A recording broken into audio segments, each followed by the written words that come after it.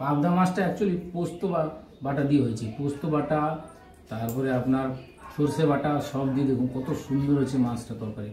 তো এইভাবে তরকারিটা কিন্তু বানালে, ঝাল করলে শুধুমাত্র সর্ষে বাটা দিয়ে করলে হবে না, সঙ্গে পোস্ত বাটা বা অন্যান্য মশলা যেগুলো দেওয়া হয়েছে আমরা বলে দিয়েছি তরকারি রান্নার সঙ্গে, সেগুলো দিয়ে করলে কিন্তু খুব ভালো লাগে, দারুণ একদম পুরো।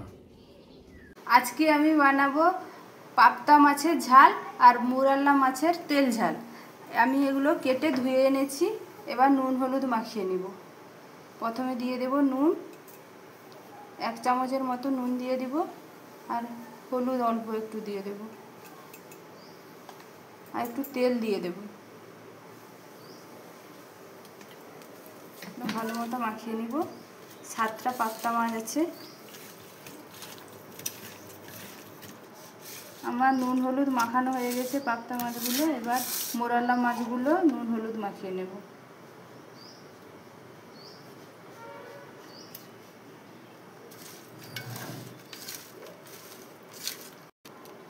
আমার নুন হলুদ মাখানো হয়ে গেছে। এবার এই মাছগুলো কিছুক্ষণের জন্য রেখে দিব, তারপরে ভেজে নেব। আমি এবারে মাছগুলো এক এক করে ভেজে নিব। কড়াইতে তেল দিয়েছিলাম, তেল গরম হয়ে গেছে।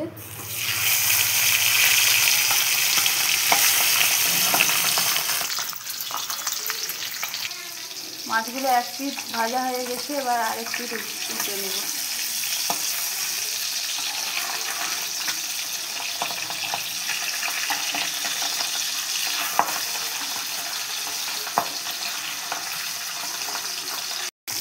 আমার মাছগুলো ভাজা হয়ে গেছে, এবার তুলে নিলাম, আর বাকি মাছগুলো ভেজে নিব।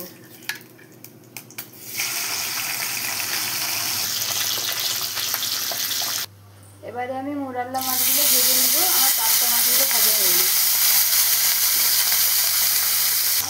মুরাল্লা মাছগুলো এক পিঠ ভাজা হয়ে গেছে, আর এক পিঠ তুলে নিব। ভালো করে এক পিঠ ভাজা না হলে উল্টালে কী হয়, মাছগুলো ভেঙে যায়। তো ভালো করে ভাজা হলে এক পিঠ, তারপরে এরকম উল্টে নেব। আমার মাছগুলো এবারে ভাজা হয়ে গেছে, এবার তুলে নিলাম।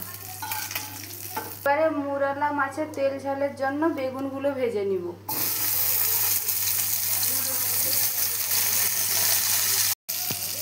বেগুনগুলো ভেজে নেওয়ার জন্য আমি নুন আর হলুদ দিয়ে দিলাম। এগুলো দিয়ে ভালো করে ভেজে নিব। এবারে বেগুনগুলো ভাজা হয়ে গেছে, এবার তুলে নিব। মুরাল্লা মাছের তেল ঝালের জন্য এবারে তেল দিয়ে দিলাম, সরিষার তেল।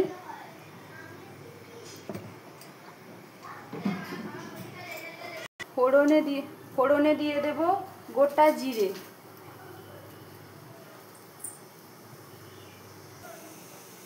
এবার দিয়ে দেবো কুচনো রসুন। এগুলো ভালো করে ভেজে নেব। এবারে পেঁয়াজ দেব। পেঁয়াজগুলো বেশি ভাজবো না। এবারে কেটে রাখা টমেটোগুলো দিয়ে দেব।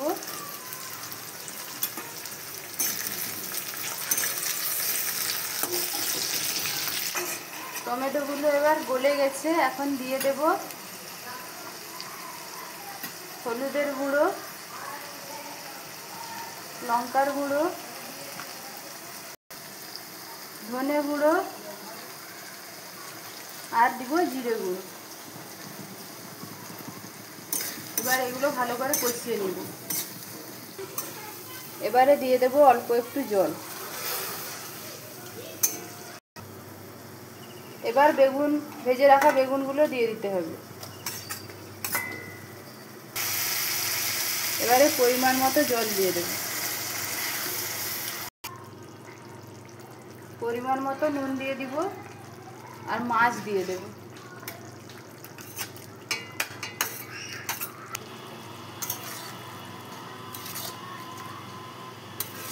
রান্না এবার হয়ে এসছে। আমার তরকারি এবার হয়ে গেছে, এবার নামিয়ে নেব। মুরাল মাছ দিয়ে বেশিক্ষণ আর রান্না করা যাবে না, নাহলে মাছগুলো ভেঙে যেতে পারে। আমি এবারে পাবদা মাছের ঝাল রান্না করে নেব। তার জন্য কালো সরিষে আর সাদা সরিষে আর পোস্ত, কাঁচা লঙ্কা কিছুক্ষণ ভিজিয়ে রাখবো। এগুলো একসঙ্গে দিয়ে দিলাম। জল দিয়ে দিব, কিছুক্ষণ ভিজিয়ে রাখবো এগুলো। আমি রান্নার জন্য কড়াই বসিয়ে দিয়েছি, এবার দিয়ে দেব তেল, কালো জিরে, আদা বাটা,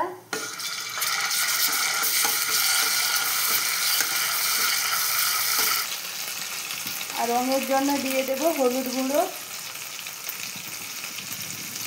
আর লঙ্কার গুঁড়ো।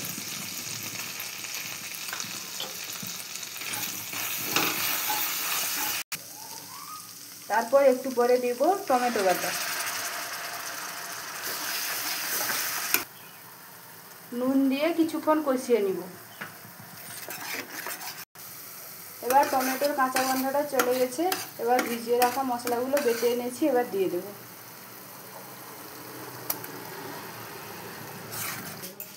অবশ্যই এই সময় একটু চিনি দিতে ভুলবেন না, অল্প একটু চিনি দিয়ে দিলাম। এবারে জল দিয়ে দেব।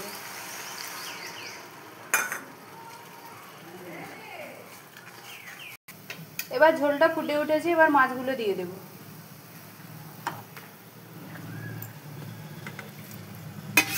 এই মাছগুলো নরম, তাই বেশি নাড়বেন না, না হলে ভেঙে যেতে পারে।